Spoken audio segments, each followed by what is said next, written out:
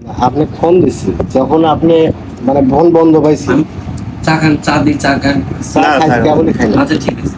আমার মতামত না নিয়ে কিভাবে আপনি আমার প্রতিষ্ঠান সম্পর্কে তারপরে এরকম একটা তথ্য আপনি ইউটিউবে ছেড়ে দিলেন? তারপরে ভাই থামেন, আমি একটু বলি।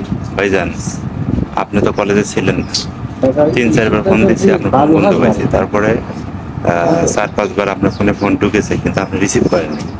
আপনার কলেজের যে শিক্ষার্থীরা আমাদের দেখে আমাদের সামনে যে কথাগুলো বলছে, এই যে ফি বেশি নিচ্ছেন, তারপরে ভাউচার দিচ্ছেন না, তো এগুলোই তো আমরা ভাই সত্য কথাটা উপস্থাপন করছি, তাই না?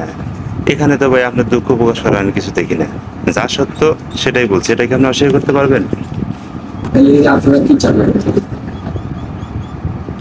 আমরা চাই আপনাদের শিক্ষা বোর্ড কর্তৃক যে ফিটা নির্ধারণ করা হয়েছে, শুধু সেই ফিটাই নেন এবং ফি নিয়ে শিক্ষার্থীদের ভাউচার প্রদান করেন।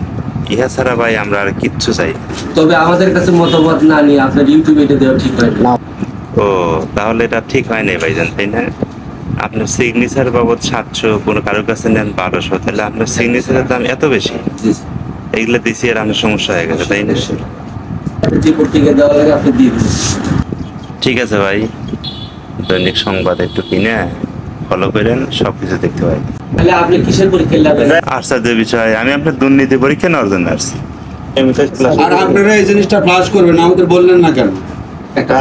কত টাকা চান, নাইলে আমরা দিলাম নি। আলম ভাই দাঁড়ান দাঁড়ান দাঁড়ান, কথা সাবধানে বলেন। টাকার কাছে বিক্রি হওয়ার লোক আমি স্বরূপ নয়, বুঝতে পারছেন? আপনাকে আমি অনেক সম্মান করতাম, একজন প্রফেসর মানুষে আপনি আমাকে ঘুষ দিতে যাচ্ছেন। আপনারা কিছুই করতে পারবেন না। আচ্ছা এক মিনিট, সাংবাদিকতা আমরাও করি। আমার কথা শোনো। আমি উপজেলা দুর্নীতি প্রতিরোধ কমিটির সেক্রেটারি। আজব বিষয়, অবাক হয়ে গেলাম। আপনি দুর্নীতি দমন কমিটির সেক্রেটারি, নিজের মধ্যে দুর্নীতির পাহাড়, আপনি আবার দুর্নীতি দমন কি করবেন কিসের? প্রফেসর সাহেব, দুঃখে হাসি আসে, আপনি অশালীন কিছু করেননি, তাহলে আমাকে ঘুষ দিতে চান কেন? আমরা প্রয়োজন হলে মামলা করবো। বাবা আলম ভাই, অসাধারণ কথা আপনার। হ্যাঁ, মামলা দিবেন? এই কিসের মামলার ভয় দেখেন আমাকে?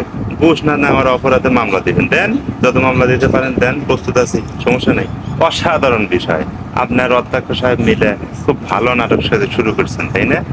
এই শোনেন, আপনাদের এই ভুয়া মামলায়, মিথ্যা মামলা না মোকাবেলা করার মতো সক্ষমতা আমাদের আছে ইনশাআল্লাহ।